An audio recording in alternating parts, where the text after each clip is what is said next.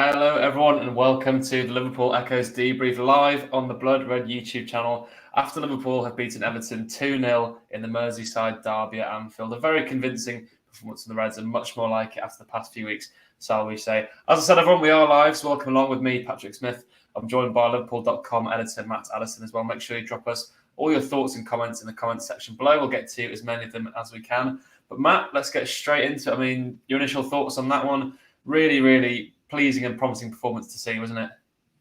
Yeah, just so much better, completely different, and so many things to get into. I think there was some really promising signs all across the pitch. Obviously, it's got to be the start of something rather than a one-off. There has been, certain games this season where Liverpool have, managed to raise it basically for the big occasion. But yeah, it's got to be the start of something. Some big games coming up, and yeah, as the comment says, that's much more like it. I think we just want to see that now against Newcastle, then Real Madrid next week. The big games keep on coming, but I think they found a bit of a formula in terms of, well, maybe not a formula, just play Stefan Bajčetić. That's basically the answer, isn't it? But yeah, certain players stepped up tonight who really needed to, and I'm sure we'll come to them. I don't need to list them off. I think that they're fairly obvious, but yeah, just so much better. They seem to feed off the atmosphere, seem to be happier with, a much stronger bench. I think it was telling that was 2, 3, 4, 5 players who weren't even on the bench there that weren't injured. They just couldn't make the squad. We've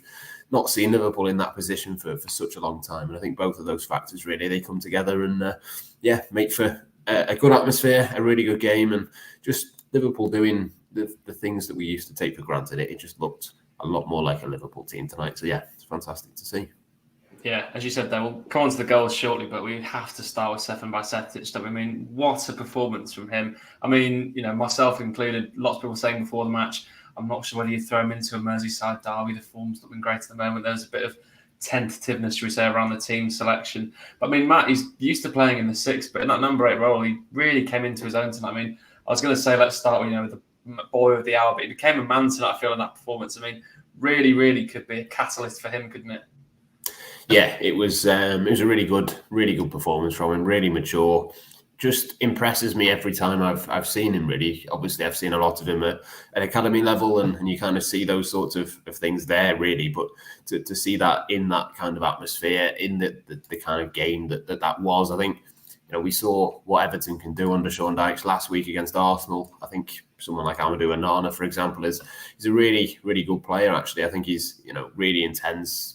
Does a lot of the things that we've been crying out for Liverpool's midfielders to do lately. But Stefan was just that little bit sharper, that little bit quicker. He's not obviously as physical as some of those other players, but he was just, flicking the ball around the corner. He did a little, in the air back heel a couple of times to get it away from certain players. And it was just, a really impressive performance from him all round. I think there's, still a lot more to come from him. I think that's the most exciting thing. I think there's still, levels to be unlocked with him. But yeah, just so good in the middle of the pitch. And, it just helps Liverpool when you've got, the ability to just put your foot on the ball sometimes. And particularly in a game like that, but in any game really, just to be able to sustain that possession and sustain the pressure and the attacks, rather than what it has been at certain times this season where they've just not been able to build up momentum. I think when you've got someone like that who is that kind of typical Spanish midfielder in that middle of the pitch, it just gives you the opportunity really to start to build something. There was not all the way through the game, but there was certainly a good couple of moments in the first half, similar in the second, where Liverpool had sort of 5 or 10 minute spells where they just penned Everton back, and we've just not seen that for so long. It was quite strange, but quite refreshing and nice to see from Liverpool. And I really do think Stefan Bajčetić was a real part of that, a real reason for that, snapping into tackles, but then playing the ball forwards and just keeping that momentum up. So yeah, a fantastic performance. And yeah, thankfully the 2 midfielders alongside him were pretty good as well. Yeah, unbelievable performance. And that energy, as you say, in that number 8 role is so important. I mean, let's be honest, Everton's midfield, albeit have been dreadful at times this season, it's a big, physical, powerful midfield that can run all game. And Liverpool really matched them tonight. We can't underestimate the midfield battle, especially in a derby match. It's always going to be that extra bit more intense. But it's so promising to see, isn't it, that Liverpool now getting back to this classic Jurgen Klopp, pressing style, Gegen pressing. I mean, something else that's similar of a vintage Jurgen Klopp Liverpool side was a counter-attacking goal, and not only a counter-attacking goal, one from defending a set piece, let alone defending a set piece, Matt, which they've been so poor at this season. They've actually scored from defending one. I mean, let's talk about that goal, because it was brilliantly executed from Liverpool, wasn't it? And really promising sign. Hopefully they can defend set pieces for starters better now, especially with Van Dijk hopefully coming back, but also creating these counter-attacking chances, because we haven't had many goals this season from counters, have we? No, I mean, firstly, on the sort of defending it, that was one of the things that we were worried about going into the game. I think Everton are really, really strong with that. But I don't know what it was that they were trying, but they just seemed to kind of loft and float balls in rather than, really attack it and put Liverpool under pressure. It seemed relatively easy. I know they've obviously got the height and the physicality, but to be fair, they did nearly score from that corner as well. I just thought when I was mentioning of course, hit the post, didn't they, about 10 seconds before that. But every time they had a corner, it seemed to me that they could have, maybe been a little bit more brave with it, which again sounds stupid because they've just conceded a goal and Liverpool counter-attacked them. But it just seemed a little bit odd to me that they kind of floated those balls in rather than piling in the pressure and getting bodies around the goalkeeper and that sort of thing. But yeah, as soon as Liverpool win that ball back, it should be something that we've come to take for granted. Last season, you just knew as soon as the ball was in that position and it was being cleared upfield, you just knew that it was going to be a goal. Obviously, today it wasn't quite as obvious and as easy as that, but the right decisions, really. It was Darwin Núñez, wasn't it, who dragged the ball forwards on the left-hand side, makes the right decision when to let that go. And probably Jordan Pickford wasn't in the greatest of positions, but it was, one of those where we've seen Mohamed Salah do that so far this season a couple of times, but, certainly not enough to get into those positions and do those sorts of moves, really. So, yeah, again, I know I keep saying it, but you look at the games that are to come, I think that the fact that Liverpool have scored that kind of goal against Everton is really, really promising, because they're probably going to have to do similar against Newcastle away next weekend. They're definitely going to have to do something similar against Real Madrid.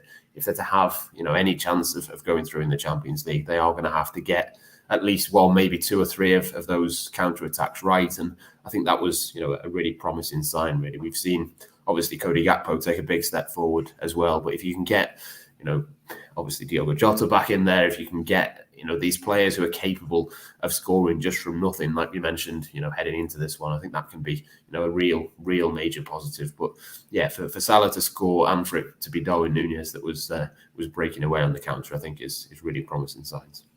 Yeah, and of course, Cody Gakpo, as you mentioned, Matt, first goal for Liverpool tonight for him. He showed some more brilliant moments, that little burst he had through the midfield. He's really looking decent in that central role, isn't he? I think that's probably where his Liverpool future is going to lie, or do you think he could be that versatile option off the bench with so many players coming back, as we've mentioned?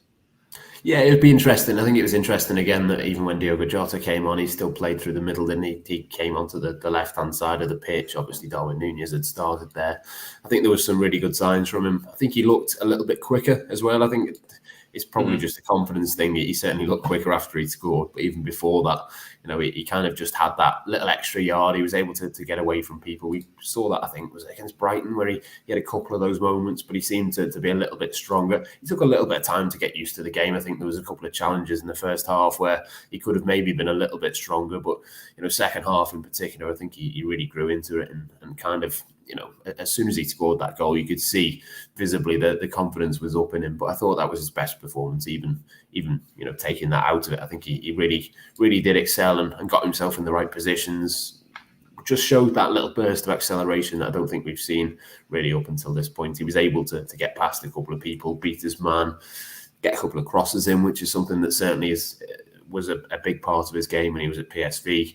Sort of hugging the touchline, cutting inside and crossing. That'll be interesting to see if we see a little bit more of that, particularly when you think of Jota coming back, who's so good in the air. That's certainly a partnership that I'd like to see. But yeah, I do think his future really will be more down the middle for Liverpool. And yeah, on this evidence, the right kind of way of doing it, really. But like you say, you can be versatile as well. The goal comes from popping up at the back post when I think Darwin Núñez was just to his right, so they'd kind of swapped over for a moment in that instance. So yeah, it just shows promising signs, really. And again, it's similar to Salah almost. You just wanted him to get that goal. I think if you could have picked 2 players to score today, it probably would have been those 2. There's a little bit of talk around the goal scoring drought and maybe not being in the best of form and that sort of thing, but Salah just looked a completely different player today. I'm not a massive fan of Mykolenko, to be honest. I'm not sure he's a particularly brilliant footballer, but Salah has played against similarly weak players in recent weeks and hasn't necessarily made the most of it. So, yeah, for both of them, I think it's good that we can just stop talking about that first goal for Gakpo, the goal drought for Salah. We don't have to talk about that anymore, and hopefully they can get one or two more in the coming fixtures.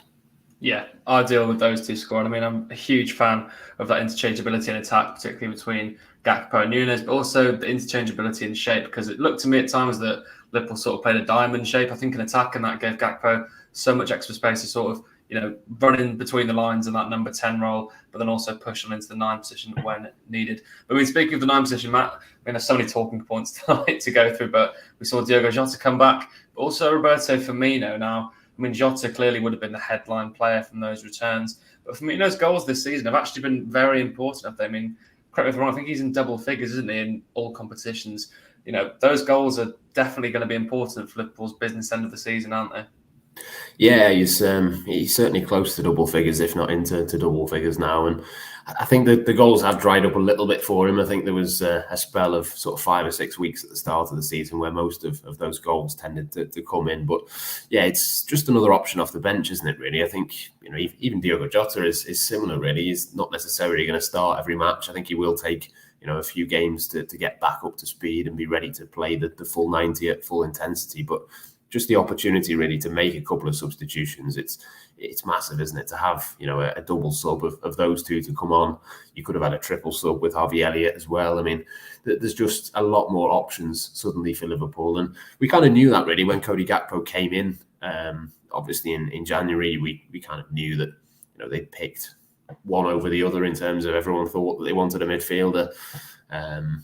Obviously, that didn't happen, but they've gone for somebody else instead. I don't know whether we might see a bit more of a front four at certain times. There might be opportunities for Liverpool to change things up in that way. But I just think it's just great to have more options. Hopefully, they can get one or two more in the summer and kind of have similar options in terms of the midfield as well. But for now, I think that is a real strength. And hopefully, all of them can stay fit. Hopefully, Luis Diaz can be back to add to that even more when you think of the players who weren't on the bench today, when you've still got a couple of players out injured, as soon as you add Luis Diaz back into that mixture as well, it's going to be really exciting for Liverpool moving forwards in terms of their attack. And yeah, it's just so much easier. It's so much less pressure on these players. It's probably no coincidence that Salah and even Nunes, even though he didn't score, looked a lot better. Cody Gakpo managed to get himself on the score sheet. It's probably no coincidence that there's more players available. They feel a bit less pressure.